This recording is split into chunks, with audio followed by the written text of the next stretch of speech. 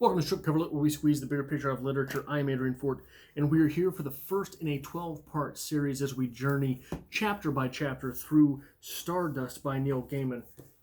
We will be going chapter by chapter, but there is also an epilogue, and at the conclusion of the epilogue, we will be doing a full review on the book. So let's get into things. Chapter 1, what happened? Well, we are just so lucky as to have a little bit of a message from the author as to what happened. We get a little message before the chapter begins, in which we learn of the village of Wall and of the curious thing that occurs there every 9 years. Job done. We can get right into things. Further than that, though, we learn that there is a young man who will do something that has not been done before. We learn this on page 1, paragraph 1, which is a single sentence, this paragraph. There was once a young man who wished to gain his heart's desire. Now, we understand that that is something that has not been done before because such a bleak picture is painted of the place where he is from. And we learn also early on that there is a place where no one goes. This, coming to us from page 4, through the gap in the wall can be seen a large green meadow. Beyond the meadow, a stream, and beyond the stream there are trees. From time to time, shapes and figures can be seen amongst the trees in the distance. Huge shapes and odd shapes and small, glimmering things which flash and glitter and are gone. Although it is perfectly good meadowland, none of the villagers has ever grazed animals on the meadow on the other side of the wall, nor have they used it for growing crops. We will be, by the way, in Victorian England. That's just a by the by, I guess. It seems to have been thrown in a bit in the middle of the chapter. And that young man we learned about earlier, that young man, it turns out his name is Dunstan Thorn. And we learn this about him from page 6. He had nut brown hair and nut brown eyes and nut brown freckles. He was middling tall and slow of speech. He had an easy smile which illuminated his face from within, and he dreamed, when he dreamed in his father's meadow, of leaving the village of Wall and all its unpredictable charm, and going to London or Edinburgh or Dublin, or some great town where nothing was dependent on which way the wind was blowing. He worked on his father's farm and owned nothing save a small cottage in a far field given to him by his parents. So we have a pretty complete picture, not only of where we are and who we're with, but maybe where we're going. But this Dunstan Thorn, he is courting Daisy Hempstock, a girl who is every bit as boring and probably distantly Canadian as he himself. And these plain as Daisy people in their plain as Daisy town, the town of Wall, they host all sorts of guests on May Day. And that's where our story picks up.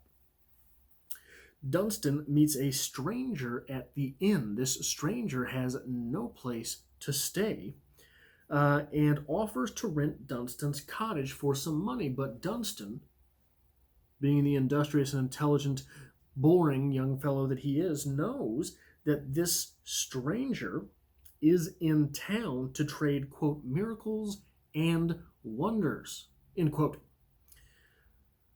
So Dunstan, he requests that instead, and the guest promises that tomorrow Dunstan will, quote, attain his heart's desire, end quote, which in retrospect hardly seems foreboding at all, does it? Oh, and the money. Dunstan wants the money too, and why not when you've got someone wrapped around your finger like that? So Dunstan gets his heart's desire promised to him as well as the money. Dunstan, it turns out, at this May Day get-together, fancies himself one of the Booth girls. And he trades a kiss, and with that kiss comes his last name, knowledge of his last name, and his heart. With this kiss, he gives his heart in exchange for a flower to give to his girlfriend. Playa. But the fairy girl, who was a slave by the by, made him promise to come back that night, and Dunstan does. And when he comes back that night, those two do the dirty. We get a sex scene, full dirty. After this, well, Dunstan is a bit distracted. And that upsets Daisy. Daisy being his girlfriend. Remember the little Canadian girl, the boring one. They're both boring. They're both Canadian. And together, this upsets Daisy enough that Daisy's mother decides to confront Dunstan's mother. And together, the mothers, they decide that the two will be married, because that's going to solve everything, right? Also, they decide that the two will be sheep farmers. Yeah. So, they marry. Then, they become sheep farmers. And that's the end of the story, right? No. Up shows Tristan Thorn, a baby with the last name of Thorn. Delivered by the stork, I suppose. The first thing I want to illuminate here is a little bit of bad writing for any writers who might be here. This is just a very quick example of something that is bad writing, and I'm going to tell you why. Mr. Bromios gave each of them a mug of his best ale, and his best ale was very fine indeed. That's bad writing because that statement means nothing. What is that ale? How does it taste? Tell us what it tastes like. Tell us what it does to an individual. Don't tell us, oh yeah, no, that's very fine. Very fine indeed. It's good. It was pretty good. You have all of this wonder and all of these funny things going on. You have all of these magical things happening. And the best you can come up with, Neil Gaiman, is it was very fine indeed. Give me more than that. You're better than that. But getting into things, another quick note before we talk about the meat of the story. This comes to us from page 25. It's in the market later at twilight. A different kind of people came out. There was a crier who cried news as a modern newspaper prints headlines. The master of Stormhold suffers a mysterious malady. The hill of fire has moved to the fastness of Dean. The squire of Garamon's only heir is transformed into a grunting pigwigan, and would, for a coin, expand further on these stories. It's the first YouTuber. That's the world's first YouTuber. Moving on, let's go back to the John Donne poem that happens at the beginning. It's called simply Song. Go and catch a falling star. Get with child and mandrake root. Tell me where all past years are, or who cleft the devil's foot. Teach me to hear mermaids singing, or to keep off envy's stinging, and find what wind serves to advance an honest mind. If thou beest born to strange sights, things invisible to see, ride 10,000 days and nights, till age snow white hairs on thee. Thou, when thou returnest, wilt tell me all strange wonders that befell thee, and swear nowhere lives a woman true and fair. If thou find'st one, let me know. Such a pilgrimage were sweet. Yet do not, I would not go, though at next door we might meet. Though she were true, and when you met her, and last till you write your letter, yet she will be false ere I come to 2 or 3.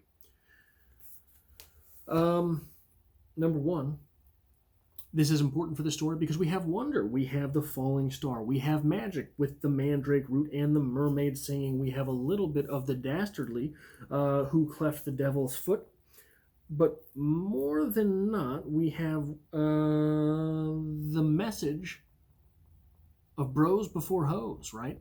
But we also have a little bit of this sentiment that wisdom is gained through experience. You're going to travel the world, and you'll understand that women are no good. but you're going to learn some other things too.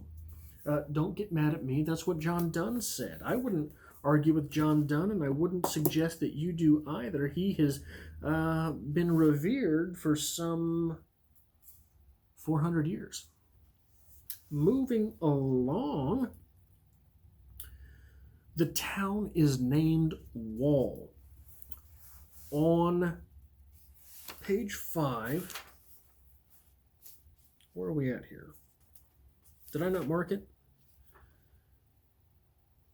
Give me 1 second here. I know this is just scintillating to watch me read through I didn't mark it. Here we go. Let's go here. There is one road from Wall, a winding track rising sharply up from the forest where it is lined with rocks and small stones. Followed far enough south out of the forest, the track becomes a real road, paved with asphalt. Following further, the road gets larger, is packed at all hours with cars and trucks rushing from city to city. Eventually, the road takes you to London, but London is a whole night's drive from Wall. Basically, we're getting here. This is the introduction of motion to the story. Everything before this had been halted, had been stopped. In fact, so the first paragraph on this page, the town of Wall stands today as it had stood for 600 years, on a high jut of granite amidst the small forest woodland. The houses of Wall are square and old, built of gray stone with dark slate roofs and high chimneys. Taking advantage of every inch of space on the rock, the houses lean into each other, are built one upon the next, with here and there a bush or tree growing out of the side of a building. What about that image does not say stationary? What about that image does not say halt? What about that image does not say stop? What about that image does not say, hey, you're trapped here? It is no movement. That's when we go into there is one road from Wall, a winding track rising sharply from the forest, where it is lined with rocks. This says go. It says you go away from Wall. Going away from Wall is where you were supposed to be. But no one escapes Wall, right? We get that several times in this first chapter. Another small bit which adds to that is the introduction of two things. Number one, the time period. We are in Victorian England. Victorian England, repressive. Repressive, sexually repressive. You're not supposed to speak out, repressive. You are supposed to simply be part of the daily drudgery type of repressive. That is why we are invoking Victorian England. That is why Wall is in this. In the fact that Wall exists in this story in Victorian England. We get a little bit of space in the story. If this town of Wall existed today, in light of all of the individualism that goes on in today's world, it would be abnormal. Instead, existing in Victorian England, it's a bit of the normal, which makes the characters relatable. They are normal. We also have mentioned Oliver Twist by Charles Dickens, which was serialized in 1837, 1839. Themes of plight and the plight of the impoverished and the repression of the lower class. That is why we are being introduced to the idea of Oliver Twist. Again, more heapings on top of the ideas that everything is boring and nothing good ever happens. That is sort of gray. We're being given a lot of gray while still being introduced to magical ideas and magical themes, but these magical themes happen every once in a while. Every 9 years, we get this comeuppance. Beyond the wall, all these things happen. And then I'm gonna level with you. Let's get into this next little bit about the story itself from 18 and 19. Here we have Dunstan as he approaches that booth and the girl at the booth. With the image of her, we get her painted thusly. Her eyes were a deep violet. That's abnormal. You don't see a lot of violet eyes. So with that in mind, she is of the other. She is of the magical. She is of the living, right? Sort of wherever this is taking place in the gray and the drab is not the living, is not the exciting. Life is, was it Plato said life is to be lived as play? Life in wall is not lived as play. It is lived as rigmarole. So on the kissing page 19 to this statement, her eyes were a deep violet, we get a paragraph which starts like this. Dunstan picked up a flower from the stall. It's very lovely, he said. It was violet. Yeah. He's throwing out the moves here. He's throwing out the moves early. And where do we get here? Where are we here? Basically, when he comes back, we get a full... Here. She said nothing. Dunstan pulled her towards him, wiping ineffectually at her face with his big hand. And then he leaned into her sobering face and, tentatively, uncertain of whether or not he was doing the correct thing given the circumstances, he kissed her, full upon her burning lips.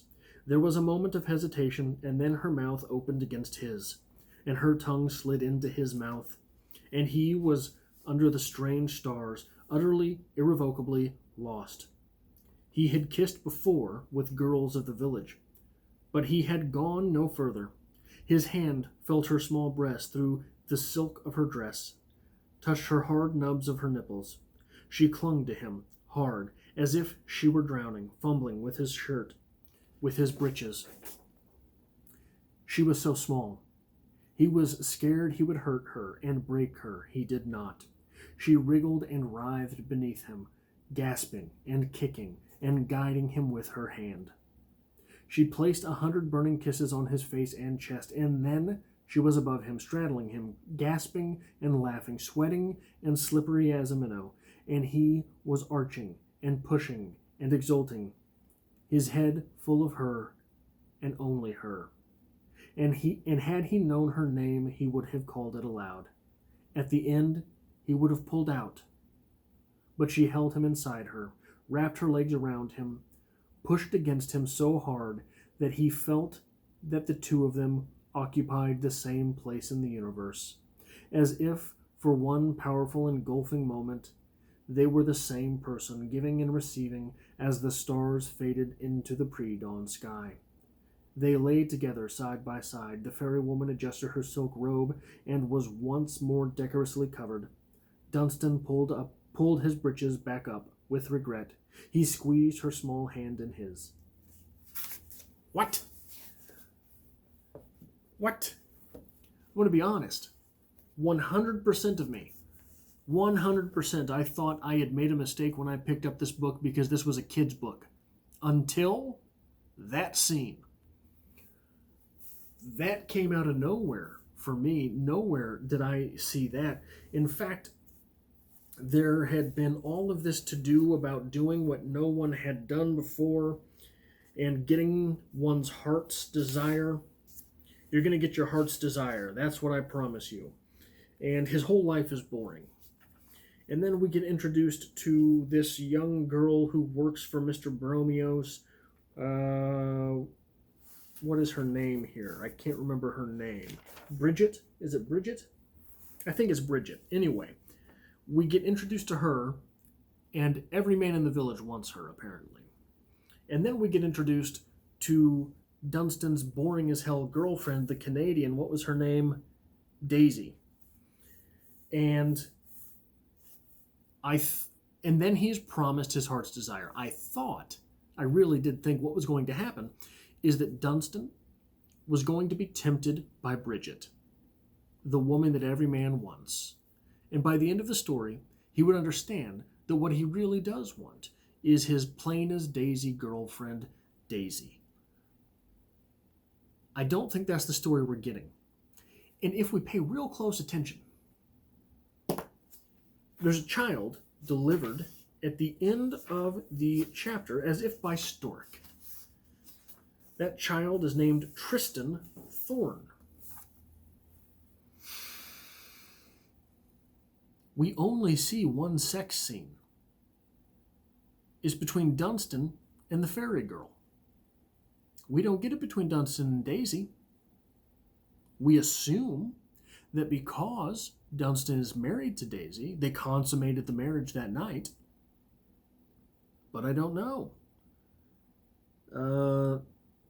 Whose baby is that?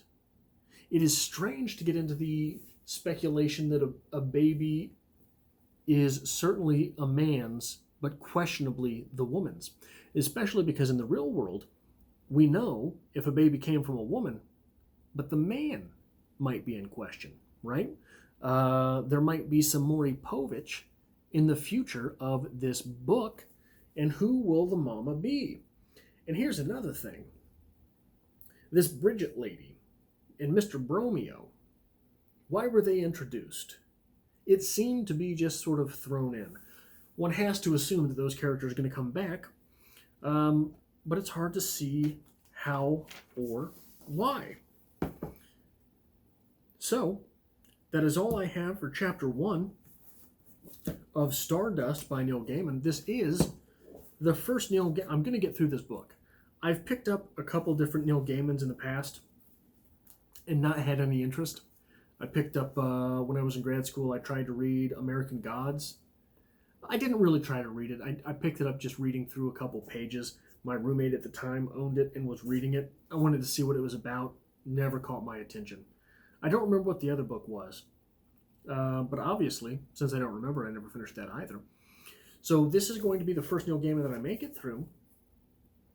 I have to say, I'm a little underwhelmed. This is not exactly what I was expecting or hoping from a writer who is so acclaimed as is Neil Gaiman. But B, holy hell, that twist with the sex scene. Where did that come from? But that's all I've got for Chapter 1. I hope to have you back next week for Chapter 2 as we take on this book chapter by chapter. This is part 1 of a 12-part series. Next week will be part 2 of that 12-part series. If you like and appreciate this sort of thing, it really helps me out if you hit that like button. Subscribe if you have not already. And if you want to help me grow on this channel, it really helps me out if you share this content on some form of social media. But that is, again, all we have this week, and I hope to have you back next week.